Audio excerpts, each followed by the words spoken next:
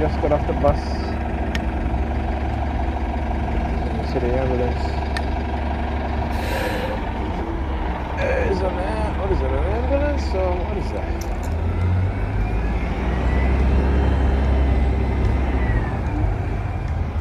Yeah, an ambulance. Down there, you know, I gotta film these things because sometimes they be targeting me with the ambulances, and you know, so it's some wonder why they're all the way down there, right? As soon as I got off the bus, you know, they try to be slick today, man. Let me tell you, another day of heavy targeting. As soon as time walk in the door again, whole bunch of police sirens.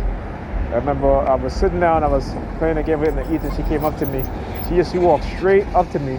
They got the police now. There they go. Which precinct is that? 67 precinct, 4769. That's the 69, the lesbian theme, right? The 69. Like, I don't care. I don't care. You know, I don't care. Listen, in my younger days, okay, I was propositioned to have a threesome. And I said no. Because that is who I am. You know what I'm saying? Yeah, you know, I watch a threesome from watching a porno or something like that, but in terms of engaging in that type of behavior, I shouldn't say well, in that type of sexual activity, no. That's not me. Now some people, you know, are like that. You know what I'm saying? But in my mind, there is no confusion in terms of who I am as a heterosexual male. Okay? And I am not going to be a part of, you know, the conditioning that they try to do. They try to do it with me too. To try to, you know, they use the gay theme and all this other thing. These are all themes to get you sexually confused.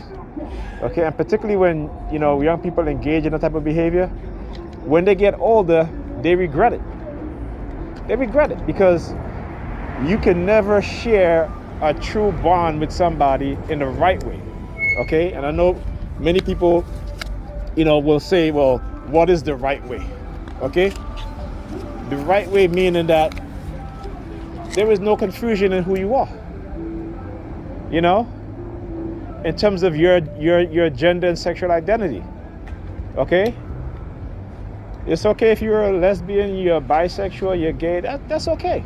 It's just not for me. You know what I'm saying? But I find when I tell people that, particularly people who are gay and bisexual, all that stuff, they look at you funny, like, you know what I'm saying? No, because I'm not part of that conditioning. I'm not. Okay? I am not part of that conditioning. All right? And I'm going to make sure that my children don't become part of that conditioning. Okay? Because there are too many things that are happening to us, not just people in general, but there's too many things that happen to us as black people that is not natural, that is a conditioning and a manipulation state, meaning that whether it be putting certain types of drugs in the food, or whether it's psychological conditioning, using psychiatry, whether it's because you've had trauma at a younger age, your parents have to make sure that you get the help that you need. But too many of us, black people, talking about here, because we're surviving, we're not living, we don't have time to make sure our children heal properly from whatever trauma they may go through. And a lot of times, we are the one causing them that trauma. Okay? And that's the thing, when it comes to accountability, particularly within the black community, black men have always been thrown under the bus. Okay? Even by our own women. And now you have black women who don't want to take who don't want to take responsibility for their own decisions. And so they blame it on us men. Oh, it's your fault, I got pregnant. You know what I'm saying? Well, if I told you I'm not ready to have a child, okay, and, you know, not only am I supposed to wear a condom, right?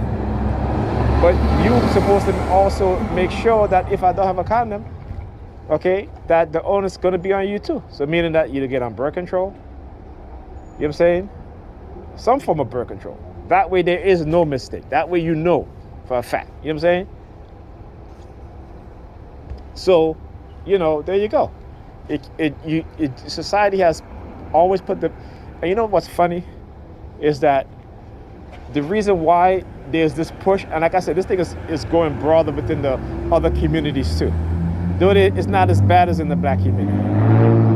The reason why is because corporations have co-opted everything in America. When they want to sell you products, this is what they do. Right? Because you see, when it comes to family and responsibility, if most people are married, they're not going out there buying Louis Vuitton unless they have the money, Now, if you're single, you do whatever the hell you want to do, okay? But people who have family understand that it's more of a responsibility, so they're not going to do that. So there's a vested interest in keeping us single. You know what I'm saying? There is a vested interest in keeping us single. And this is what we don't understand. We are too preoccupied by these types of programs in which they demonize one of us or a bunch of us, and then they get the rest to attack us. Right? You understand what I'm saying? So there is a vested interest in keeping us single. There is a vested interest in, particularly when it comes to technology. You see the police down there going by with their siren, with their lights flashing red. With demonizing certain people through covert manipulation, to the manipulation using unseen weapons, right? Meaning directed energy weapons that can manipulate a person's mind, okay? And they think that no one is going to believe you, right? This is why the coercive persuasion plays a big part in hiding these non-consensual human experimentation programs. It plays a big part in it. Because on top of that, they go to the people who are running this program to say, well, to be like, okay, well, this person is saying this and this person is doing this, right? Then you got to label them such and such. It is the perfect cover. It is the perfect cover. This person is hearing voices. Oh, they must be schizophrenic. No, they are actually hearing voices. And they're not that just radiated within their minds, but it comes from outside. You can go to YouTube and go watch a video of this guy. He has a kind of like a microphone, and he's pointing his microphone at somebody and he's talking, and only that person can hear because it's directional sound. You know what I'm saying? And it's concentrated in a beam. Okay? It's directional sound and it is concentrated in a beam.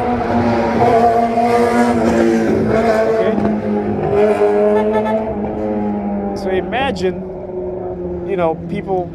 And it's not an expensive machine because this was years ago, so I'm sure it costs even less now.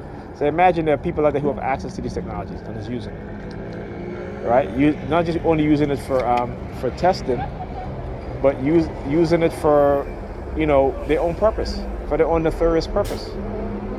Police departments, members of the police force. You understand what I'm saying? There's a lot of shit that we don't know that we think that we know. Like you say, there's a reason why they lie to us about technology, because they want to keep us ignorant, and we are, we're totally ignorant when it comes to technology. That many people don't want to believe it. Okay, well, tell you what, you saw the article, my last video about U.S. worried about China developing weapons for mind control, right? If these things were not possible, didn't exist, why would the U.S. be worried? You know what I'm saying? You got to think about it that way. Why would the U.S. be worried? Huh? So come on.